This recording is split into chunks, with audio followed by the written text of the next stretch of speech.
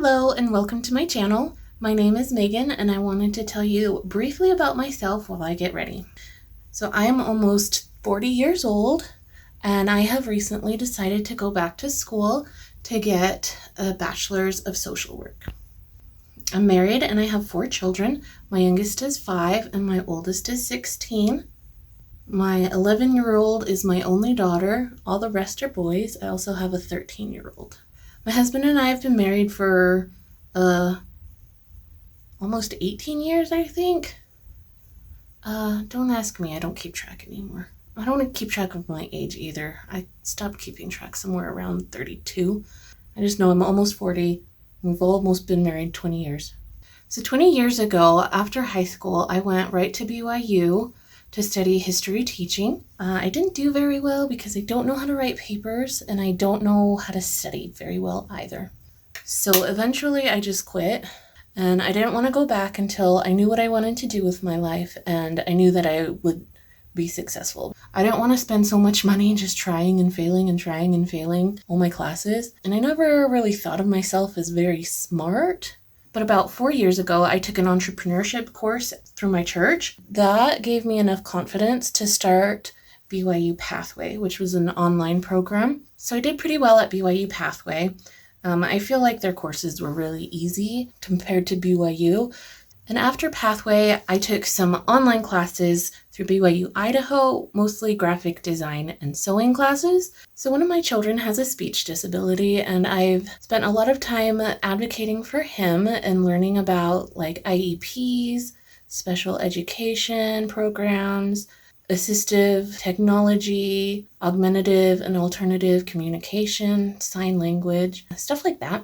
And at one of the conference type things that I attended for his disability, I learned about universal design for education. And what it is like more flexible ways of learning so that different children with different learning types, different disabilities, all of that can be integrated into the same classroom because, spoiler alert, public schools are still segregated. Didn't really do much about it until I went to my son's last IEP meeting. So he was getting ready to go into kindergarten and I wanted support set up so that he could be in the general education kindergarten classroom and not in the transitional kindergarten classroom. And I wanted him to be at our neighborhood school. They pretty much said no, I guess. So I take him to a school that's a bit further away. It's not his home one. Anyways, the rest of the IEP team said no, and I kind of understand because everything I wanted were already in the transitional classroom. From their point of view, why would I want him to go into a general education class when he had what he needed in the transitional kindergarten room?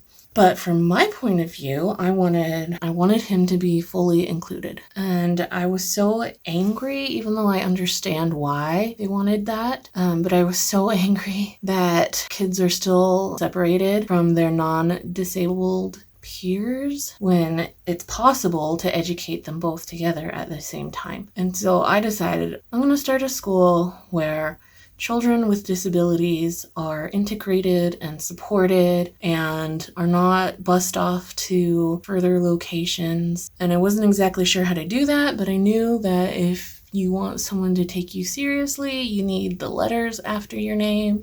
You need the degree, you need the experience. And my friend suggested social work because they do a lot of advocating for all marginalized groups. Disabled children is one of those. And so I applied, but I'm finishing up my general education classes, and then I hope to apply and get accepted into the Bachelor of Social Work program. So because my youngest is only in kindergarten, I'm a part-time student right now.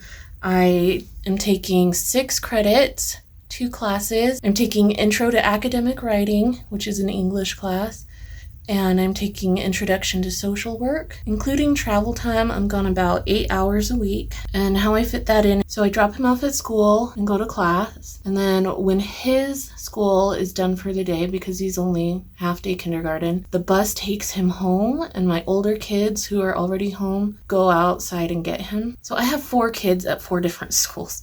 and it's an adventure. But one of them walks home. His school is close enough for him to walk home, and he's my oldest. And then my third oldest rides the bus home, and then I have a carpool set up for my second. And then for homework, I just fit in homework either at the end of the day or on other days when my son is in school and I'm not in class, and that works out pretty well. They're fairly easy classes right now. I mean, there's a lot of reading and writing, but in my one class, all the tests are open book, open note, so I don't have to memorize a whole lot. But there's a lot of discussion as well. And then in my other class, if you go to class, all the assignments that she gives, we do in class. So that helps with 90% of my homework load. So next semester, I plan on being part-time as well, just 2 classes. I'll be taking the intermediate writing class and an art history class. After that, my son will probably be in 1st grade and be going to school all day. So that'll allow me to go full-time as well. And then once I get into the program, it'll be about 2 years of full-time classes. Then after that, I plan on getting my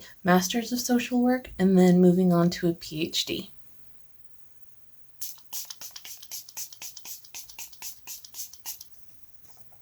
Make sure to subscribe because in my next video, I'm going to be talking about some of the privileges that allow me to go back to school at this time.